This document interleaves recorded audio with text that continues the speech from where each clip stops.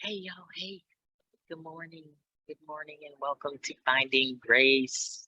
And welcome to my backyard. So, last chapter we were in was Matthew 4, and Jesus was walking around healing everybody. Everybody was following him.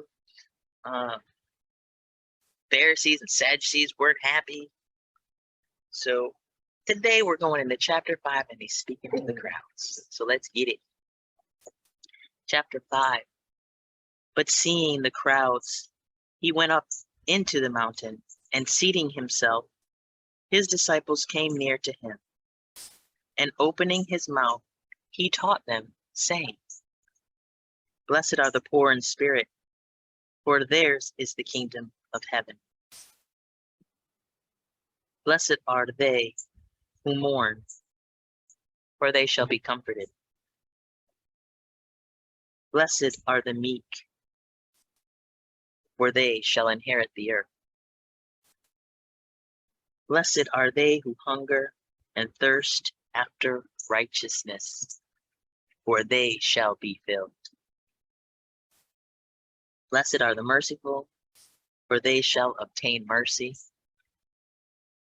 Blessed are the pure in heart, for they shall see God. Blessed are the peacemakers, for they shall be called sons of God.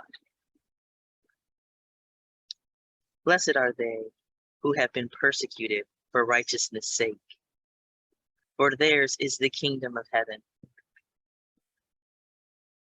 Blessed are you when they shall reproach you and persecute you, and shall say every evil word against you, lying on account of me.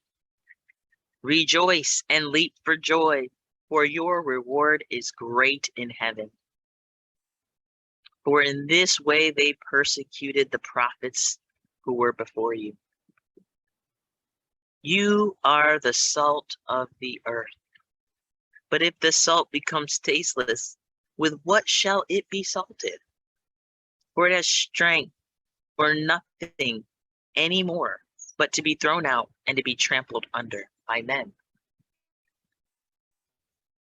You are the light of the world. A city situated on a mountain cannot be hidden. Nor do they light a lamp and put it under the grain measure, but on the lampstand, and it shines for all who are in the house. So let your light shine before men, so that they may see your good works and may glorify your Father in heaven. Do not think that I came to annul the law or the prophets. I did not come to annul, but to fulfill. Truly I say to you, until the heavens and earth pass away, in no way shall one iota or one tittle pass away from the law until all comes to pass. Whoever then shall break one of these commandments, the least, and shall teach men so, he shall be called the least in the kingdom of heaven. But whoever does and teaches them, this one shall be called great in the kingdom of heaven. For I say to you, if your righteousness shall not exceed that of the scribes and Pharisees, in no way shall you go into the kingdom of heaven. You have heard it, that it was said to the ancients, do not commit murder, and whoever commits murder shall be liable to the judgment. But I say to you, everyone who is angry with his brother without a cause shall be liable to the judgment. And whoever says to his brother, Raka, shall be liable to the Sanhedrin. But whoever says, fool, shall be liable to be thrown into the fire of hell. Therefore, if you offer your gift on the altar, and remember that your brother has something against you, leave your gift there before the altar and go. First be reconciled to your brother, and then coming, offer your gift. Be well intentioned towards your opponent quickly while you are on the way with him, while you are in the way with him, that the opponent not deliver you to the judge, and the judge deliver you to the officer, and you be thrown into prison. Truly I say to you, in no way shall you come out from there until you pay the last condantries. You have heard that it was said to the ancients, do not commit adultery. But I say to you, everyone looking at a woman to lust after her has already committed adultery with her in his heart. But if your right eye offends you, take it out and throw it from you. For it is profitable to you that one of your members should perish, and all your body not be thrown into hell. And if your right hand causes you to offend, cut it off and throw it from you. For it is profitable to you that one of your members should perish, and all your body not be thrown into hell. It was also said, whoever puts away his wife, let him give her a bill of divorce. But I say to you, whoever puts away his wife apart from a matter of fornication makes her commit adultery. And whoever shall marry the one put away commits adultery. Again, you have heard that it was said to the ancients, you shall not swear falsely, but shall give your oaths to the Lord. But I say, do not swear at all, neither by heaven, because it is God's throne, nor by the earth, because it's the footstool of his feet, nor by Jerusalem, because it is the city of the great king. Nor shall you swear by your head, because you are not able to make one hair white or black. But let your word be yes, yes, no, no. For whatever is more than these is from evil. You have heard that it was said, an eye for an eye, and a tooth for a tooth. But I say to you, do not resist the evil, but whoever strikes you on the right cheek, turn the other to him also. And to him desiring to sue you and to take your tunic, allow him also to have the coat.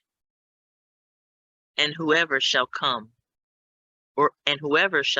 you to go 1 mile, go 2 with him. He asking you to give, and he wishing to borrow from you, do not turn away. You have heard that it was said, you shall love your neighbor and hate your enemy. But I say to you, love your enemies. Bless those cursing you. Do well to those hating you. And pray for those abusing and persecuting you,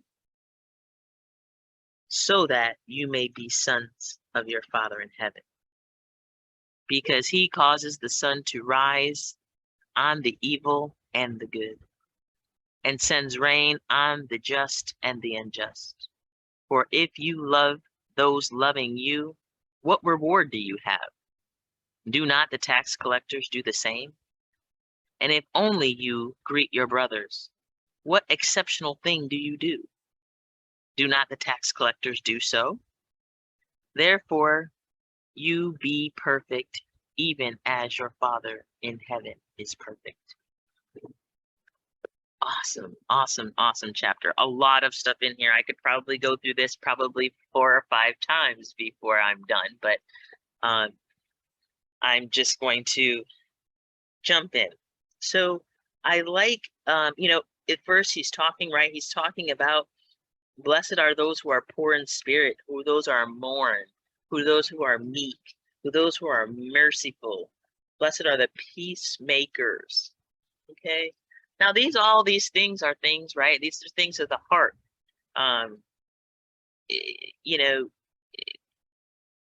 Being meek is a condition of the heart. Being merciful is a condition of the heart. You have to be able to open your heart in order to be merciful. Open your heart to everyone, as we'll see. And here I made a note that blessed are the peacemakers, for they shall be called the sons of God. You know, sometimes Christians believe that, and I'm going to say this and probably get some feet flack, but that Christians are the only one that have access to God, and that's just not true. In this Bible, God is specific, and so is Jesus. You know, he has different compartments. He has different groups. He has stuff that we don't even know and understand about, never seen. Jesus, if you belong, as I subscribe to Jesus, he is my king. He is who I believe in. And so, yes, what I have to do and the things that I have to do are, as a follower of Christ, are to love everyone. That was his one commandment. That was his, to be in his camp, that's what you had to do. Now, here God is specifically talking about, you know, the law. Jesus is talking about the law. And he's also saying, hold up, yeah, I gave you Christians this way, but don't disrespect the law, because the law is, he says in 17, I did not come to annul the law or the prophets. I came to fulfill it. I came to put it to an end. We don't need this anymore. I'm fulfilling it, but it's not going away. It's not null. It's not important. It's there, but it may not attend to your group, if you can understand what I'm saying. So when he goes on and he's talking about, you know, the Pharisees and the Sadducees and, you know, the scribes. Now, these were the men who, the scribes wrote the Bibles. The Pharisees were the ones, I believe they were the more overseers, right? And the Sadducees were, I believe, more like the footmen is what I say, but I could be wrong, but that's my interpretation. But they were all sad, you see. I took that from some other pastor. So they were all sad, you see, because they did not recognize Christ. They were upset, right? They were angry.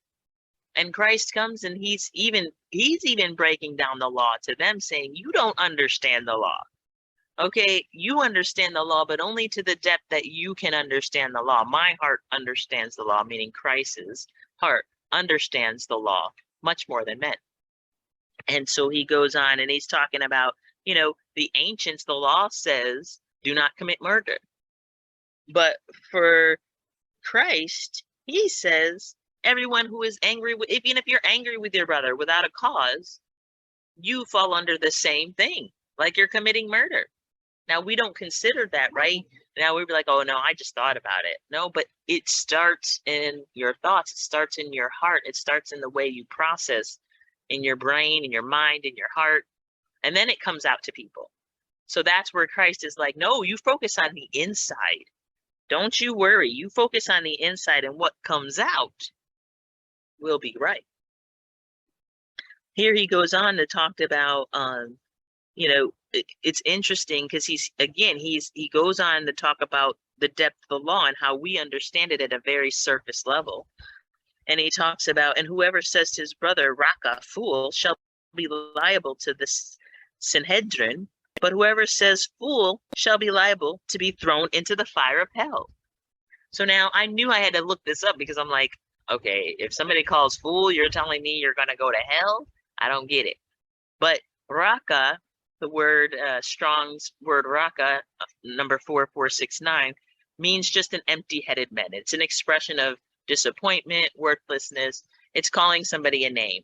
But in here, God's saying, okay, if you do that, then you'll be liable to the Sanhedrin, which was basically the Sadducees, the Pharisees, and the scribes. It was their, if you want to call it, their government, their ruling government. It wasn't really a government, but if you, it's ruling, you know, Christ's word. So that's what it was, a Sanhedrin. But if you say fool, the word the Strong's word number 3474, that means to be right, justful, to be lawful. That's specifically speaking, this word is specifically speaking to the fact that you are calling the law a fool. You're saying it's stupid. You're saying it doesn't exist. Whatever you're saying about the law, you're saying that it wasn't, whatever it wasn't, he's saying you will go to hell. So he's saying don't unjustly judge the law. You shouldn't. I don't fall under the law. I don't judge the law. I don't judge, Jewish tradition and laws and Torah are things that I study and I learn and I'm interested in of the traditions, but that is a whole different ballgame. God made them a promise from the beginning of time that was different. Just for a simple understanding, it was different than what Christ came and gave us. All right, so there are many houses in God's house. There are many lands. There are many, places for each of us. And that's why he's always like, don't worry. Stop fearing. Stop running around. You don't have to worry about what somebody else has, whatever somebody else is doing. Just do your thing. I got a place for you. But so going on to here, he's talking about, how he's talking about the depths, of how to reconcile with the law is to reconcile with your heart, reconcile with your brothers, be well-intentioned to others. It's not following this set of rules and regulations. And that's what I think Jesus was trying to show them. They were following a bunch of rules and regulations with no heart in it. So when he asked them, who am I to you? They're like, what do you mean? Like, who are you? They didn't even understand what he was asking. So, and then he goes on and talks about, adultery, and even just, again, these conditions. He's talking about, people say if you actually do it, but he's saying, no, adultery it's in your heart before you even do it. You had to think about it. You had to lust about it. You had to want it before you ever even stepped out there to do it. So, you are already committed adultery in your heart. So he's like, it's the same. He's trying to give us a depth and understanding of combining the law with heart, because men had law with no heart. And you can't have law with no heart. It doesn't work. You see it in the prison system. You see it everywhere. Law with no heart will not succeed. And that's in the spiritual world or the physical world. So he goes on and he talks about, we shouldn't swear falsely. We shouldn't swear at all. People say that, you should swear before. Originally it said, again, you have heard, the ancients have said, you shall not swear falsely, but give your oaths to the Lord. But Christ said, no, I don't want you to swear at all. You don't need to swear, because you don't have any power to swear. How can you swear that's something true when you do not have any control over it? Isn't that silly? Like, we do it all the time. Like, oh yeah, I swear I'm going to do this. I promise. But when you understand that you are Christ, when you are Christ and bought and paid for by Christ, Christ is a peacemaker. Christ is a healer. Christ is a integritous. He is virtuous. But he does every good thing in and through us, not of our own accord, not of our own strength. Hardest thing for men to get in is their head. They think, I did this. I built this. No, you didn't. No, you didn't. Anything, everything good coming out of you is from him. And so if I say, oh, I swear I'm going to do it, and Christ says, no, you're not. What kind of man am I, right? And then I've either got to keep my oath to men and break my oath to God, or vice versa. And that's not, that's not a good option. So don't swear by things. He says, just say yes and no. Don't swear. Just say yes and no, because you do not have control. And once we understand that, once I understood that as a person, that was so freeing to me. You know, and I'll tell you why in a second, but let me finish this. That was extremely freeing to me as a person. But it also goes on here to say you should love your neighbor and hate your enemy. But he says, love your enemies, bless those cursing you, do well to those hating you, and pray for those abusing and persecuting you, so that you may be the sons of Father in heaven. So these rewards won't necessarily be here on earth for all of us. Some of these rewards that we have as Christians are not going, we're not going to see them. We're going to be persecuted. You know, I believe 11 of the 12 disciples were murdered, killed for preaching the gospel. When you preach the true gospel, people will come. Your light will shine. He's no joke. You know, your light will shine. But you know, it's not meaning to fear. Don't fear. He has you, especially when you're preaching his word. But it is something that, you know, when you understand that you have no control, it is so life-changing. And when you don't take on all that responsibility, it is life-changing. We've been in communion since the beginning of this year daily. And reading the word, I've been reading the word daily. You know, throughout COVID, I've been doing it a little longer than this year, but throughout COVID, I have just been started to do that every day, just a chapter. And, you know, it's my daily bread, literally. It teaches me so, I've learned so much. But when I understood and started reading more and more about nothing is my control, then I suffered for depression for many, many years, like many years, uncontrollable depression. And I haven't had, like, it's weird, you know, people are like, oh, COVID made depression work. No, COVID made my depression better, because my focus became laser tight on God, because I didn't have anything else that was constructive at the time. So I just pinpointed on God. And now, you know, I wake up with such joy, and I don't know why. I didn't do nothing. I didn't do nothing extra special, except for be obedient to what he's saying. That's it. I didn't go out, solve the world. I didn't go, you know, tell people what they were doing wrong. I didn't go, you know, I just simply fed on his word and fed on his spirit, communion in the word every day. And it doesn't have to be a whole lot. And this is why I also put these recordings, hoping that, you know, for you as well, that, you know, you'll use this as much as a daily bread as you can. I know I don't do these every day, but hopefully I'll have enough eventually that you can watch them every day. But it is so important, because our God is integritous. He is virtuous. But he requires a lot of us. And a lot of it is not hard, in the sense that, you know, some people want to go out and do what they consider the work of the church, right? Going and helping others. But you have to know how to help yourself. If you can't help yourself in Christ first, there's no way that you can run out and help each others. You can't tell them, hey, this worked for me, because in reality, it's not working for you. But most of us spend a lot of time, busy work, trying to show our works as being great, instead of just being genuinely good people.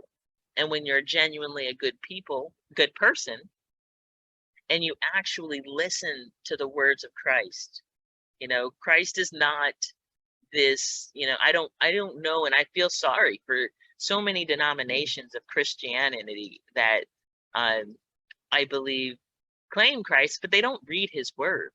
They don't, you know, they have all these other books. They have all these other things that you read besides the Bible. And so I don't feel like, you know, when God is talking in the Bible, and he's talking to the Pharisees and the Sadducees, those who literally are they're the experts of the Bible. And he says, you don't know me? We're missing something. We're missing something. You know, we are missing something. So we've got to look deeper. And a lot of old stuff is coming back. And remember, I told you about the Interlinear Bible. And remember that, please, if you can, it's big, but grab it. It's great. It's, the King James Version, I've read my whole entire life before jumping into the Interlinear. And unfortunately, and hopefully one day the churches will actually respond and address this, because the King James Version was written in 1611, I think it was ish. And to me, it was a way to control the people. It was interpreted in much different fashion. If you go back to the original Hebrew and Greek in many phrases, it's amazing how the interpretations are different. And unfortunately, so many things, because of our personal hangups, were taken out of the Bible by, in Bible history, were taken out of the Bible because these groups, the lot later forms of the Sadducees and the Pharisees, they didn't think it was appropriate. They didn't think it was appropriate when God was referred to as had both female and male. They didn't like it. They took it out. They got rid of it. And then they tried to convince everybody that you shouldn't look anywhere else. There's nothing else. There is. And then in the past, I'd say 20 years, they've also been finding Dead Sea Scrolls. They've been finding scrolls forever. And you have to remember, if you go back and think about what was happening. This was like having the most oppressive Roman oppressive government.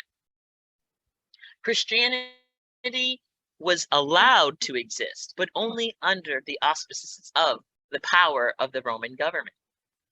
And so, these guys were afraid. They were afraid they were going to get killed back in the day, and so they lived in fear.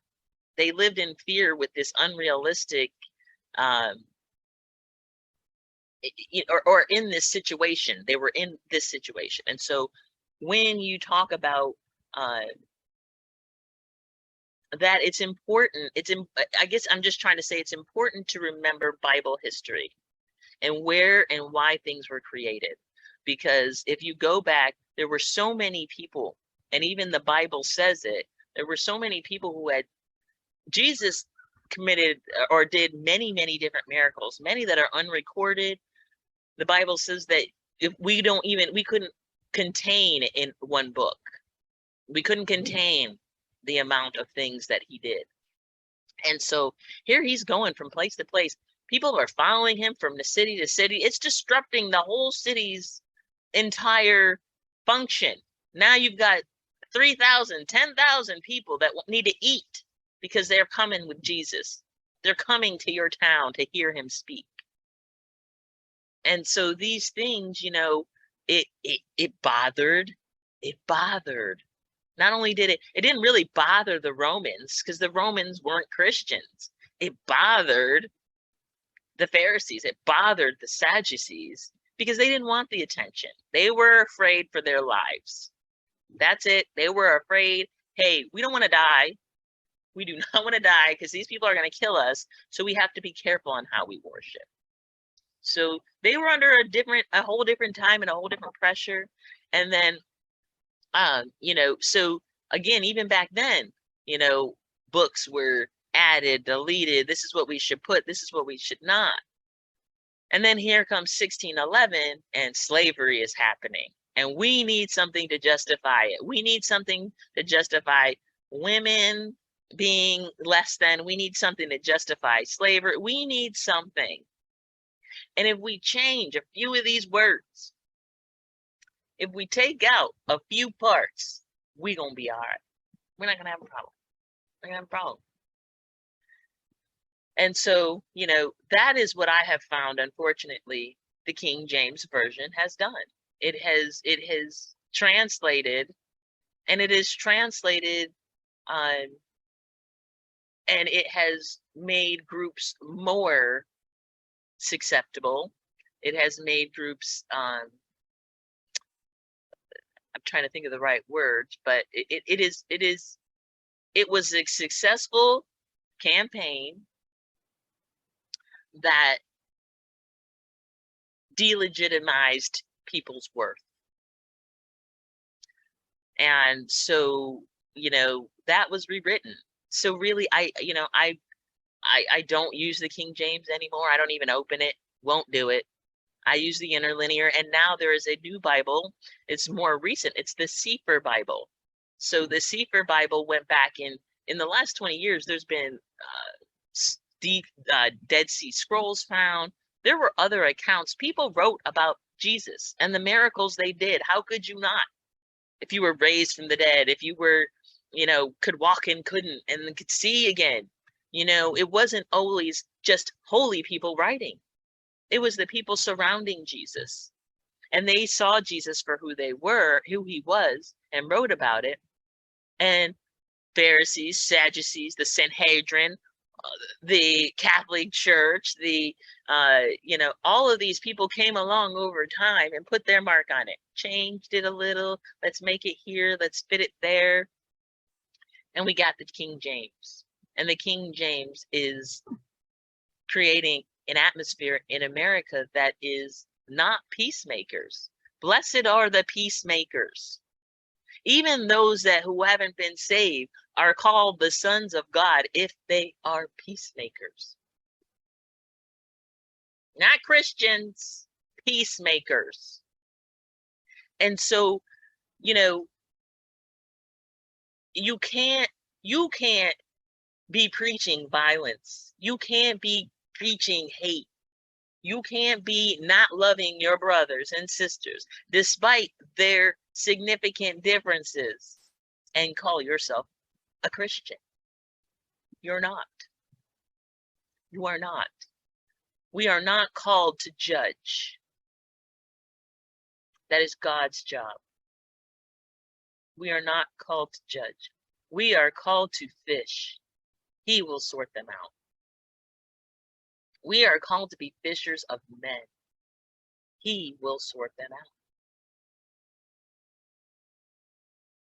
And when we do this, we can be living in peace. We can be peacemakers. We can live in diversity. We can live in differences. You having does not mean I don't have to have. God can provide for all of us equally. He is not man. He doesn't have to take from this group to give to this group. But if you go to him and ask, why do we suffer? Why do we lack? We lack for a lack of knowledge, because we do not ask. Simply put, do not stop him and ask. So let's stop him and ask today. Let's be peacemakers. We can do this. The world is going to happen. The world is going to happen. But let your light shine. Continue to be a peacemaker, and continue to walk in the love of Christ and share the love of Christ with others. Not the judgment of Christ, the love of Christ. Go, peace, shalom be with you this week. Thank you for spending some time with me today on Finding Grace. It was a little long, but it is a deep chapter, so I could read this 4 or 5 times. Be blessed, my sisters and brothers. Much love.